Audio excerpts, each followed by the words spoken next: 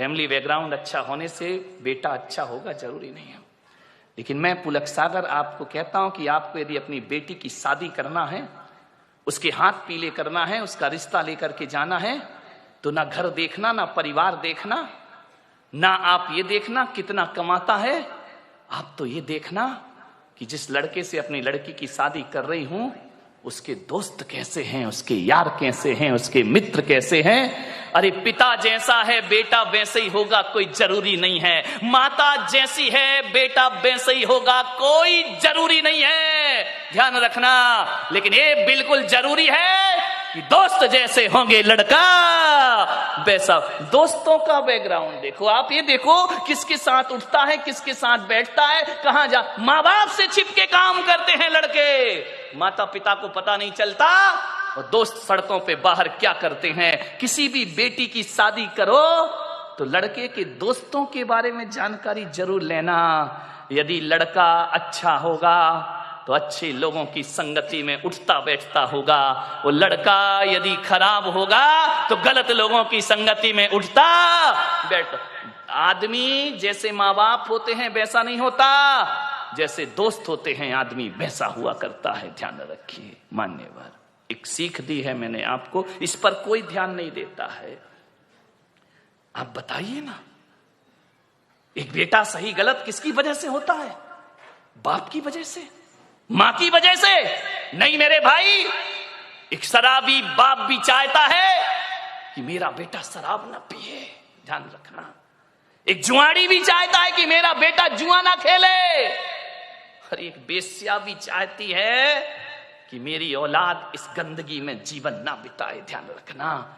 एक चोर ने भी ये सपना नहीं देखा होगा कि मेरा बेटा चोर बने।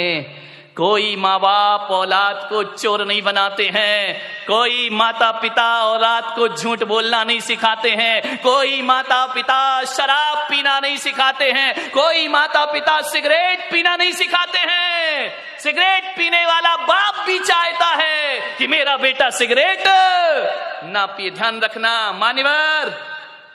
मालूम है सिगरेट पीना कौन सिखाता है? दोस्त सिखाते हैं। सबसे पहले शराब पीना रिश्तेदार या माँ बाप ने नहीं सिखाया। शराबी बाप भी नहीं सिखाता है कि बेटा तू पी ले, ध्यान रखना। लेकिन सबसे पहले शराब पीना कोई सिखाता है तो दोस्त सिखाया करते हैं। सबसे पहले हाथ में सिगरेट आई तो माँ बाप और भाई के द्वारा नहीं, एक दोस्त के द्वारा हमारे हाथ में सिगरेट आती है। एक दोस्त के द्वारा हमारे जीवन में गलत चीजें आती हैं। और जब आदमी का स्टेटस ऐसा बन गया है, सिगरेट नहीं पिए, शराब नहीं पिए, तो कहते अरे कहां पिछड़ा हुआ आदमी, दुनिया चांद पे पहुंच गई, तू अगरबत्ती में लटका है। ध्यान रखिए मान्यवर, ऐसे बहकाने वाले बहुत मिलेंगे जिंदगी में। मान्यवर, मैं तो कहता हूं यदि बिगाड़ने वाले दोस्तों से तो बिना दोस्त की जिंदगी गुजार लो, वो अच्छी हुआ करती है। लेकिन ऐसे दोस्तों की संगति ना करो जो हमारी जिंदगी को बर्बाद करके रख दिया करते हो। मान्य आप सोचिए, जीवन में संगति का बहुत असर पड़ता है। एक पानी की बूंद जो आकाश से गिरती है, और यदि वही पानी की बूंद किसी नीम के पेड़ में चली जाए तो उसका स्वाद कैसा हो जाता है मेरे भाई? बताइए। कड़वा हो जाता है। नीम जानते हो? नहीं जानते हैं तो बोलो ना जानते हैं, नहीं तो मैं समझदा तुम कुछ जानते ही नहीं हो।